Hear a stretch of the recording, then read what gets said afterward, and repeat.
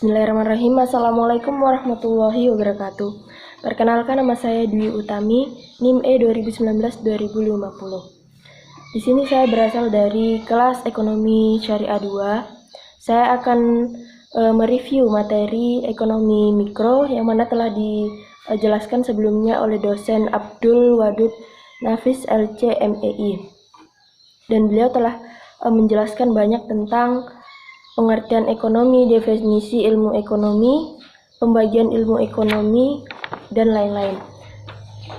Saya hanya kembali mereview apa yang telah dijelaskan oleh beliau, dan beliau pada saat menjelaskan itu sangat jelas sekali. Jadi saya hanya mengulang kembali apa yang saya dengar dan apa yang saya lihat yang telah disampaikan oleh beliau.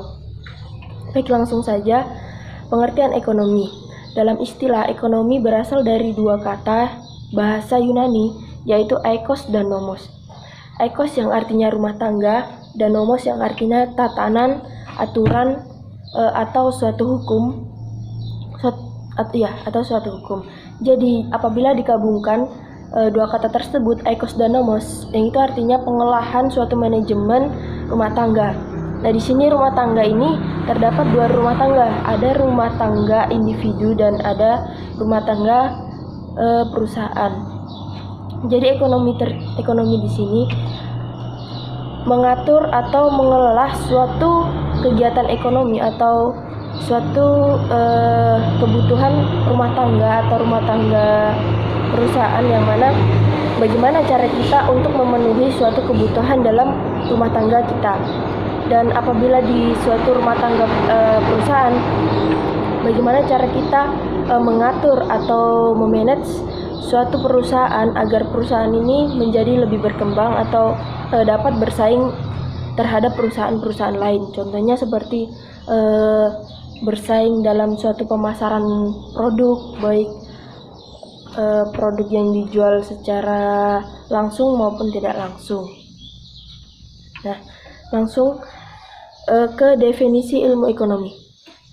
Di sini ilmu ekonomi menurut Adam Smith adalah sebuah cabang ilmu yang membahas tingkah laku manusia dalam usahanya untuk mengalokasikan atau mengolah segala sumber daya yang memiliki batas penggunaan untuk mencapai sebuah tujuan tertentu. Jadi ilmu ekonomi di sini mempelajari tentang tingkah laku manusia, bagaimana cara manusia itu mengelola suatu sumber daya yang terbatas menjadi sesuatu yang dapat memenuhi kebutuhan manusia. Langsung ke pembagian ilmu ekonomi. Nah, di sini ilmu ekonomi itu terbagi dari beberapa ilmu, yaitu ekonomi deskripsi, ekonomi terapan, dan ekonomi teori. Selanjutnya akan saya menjelaskan ekonomi deskripsi terlebih dahulu. Ekonomi deskripsi. Ekonomi deskripsi adalah kajian yang memaparkan secara apa adanya tentang kehidupan ekonomi suatu daerah atau suatu negara pada masa tertentu. Nah, itu ekonomi deskripsi. Selanjutnya, ekonomi terapan. Ekonomi terapan adalah cabang ilmu ekonomi yang membahas secara khusus tentang penerapan teori ekonomi dalam suatu rumah tangga produksi, misalnya ekonomi perusahaan, moneter, perbankan, dan lain-lain. Selanjutnya yaitu ekonomi teori. Ekonomi teori adalah ilmu ekonomi yang membahas jenjang-jenjang yang timbul sebagai akibat perbuatan manusia dalam usaha meningkatkan kesejahteraan manusia. Di sini ekonomi teori sendiri terbagi menjadi dua ekonomi, yaitu ekonomi mikro dan ekonomi makro. Ekonomi mikro sendiri adalah ilmu ekonomi yang mempelajari perilaku konsumen dan perusahaan serta menentukan harga-harga pasar dan kualitas faktor input, barang, dan jasa yang akan diperjualbelikan. Untuk ekonomi makro, yaitu studi tentang ekonomi secara keseluruhan. Ekonomi makro menjelaskan perubahan ekonomi yang mempengaruhi banyak masyarakat, perusahaan, atau pasar.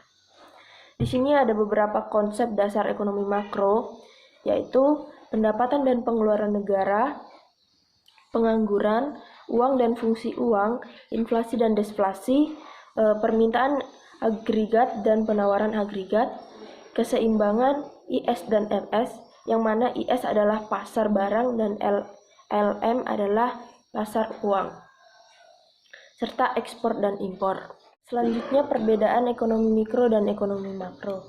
Jika dilihat dari ketenaga kerjaan, jika kebutuhan tenaga kerja suatu perusahaan itu termaksud dalam ekonomi mikro, dan jika kebutuhan suatu tenaga kerja secara keseluruhan itu termaksud dalam ekonomi makro. Jika dilihat dari suatu konsumsi individu termaksud ekonomi mikro, konsumsi negara termaksud ekonomi makro.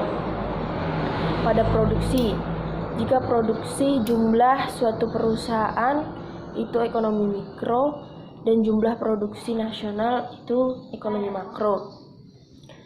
Dan terakhir, pada harga setiap barang atau jasa itu termaksud dalam ekonomi mikro, sedangkan harga barang atau jasa secara keseluruhan adalah ekonomi makro. Itulah tadi beberapa materi yang dapat saya jelaskan. Saya akan bertanya tentang keseimbangan IS dan LM. Apakah ada lembaga tertentu yang mengatur keseimbangan IS dan LM? Apakah hanya kita sebagai masyarakat yang menjalankan suatu kegiatan ekonomi saja? Atau memang ada lembaga tersendiri yang memiliki strategi atau berwenang untuk mengatur keseimbangan IS dan LM? Yang mana IS adalah pasar barang, LM adalah pasar uang. Terima kasih. Cukup sekian dari saya, penjelasan dan pertanyaan yang telah saya ajukan. Kurang dan lebihnya mohon dimaafkan. Wassalamualaikum warahmatullahi wabarakatuh.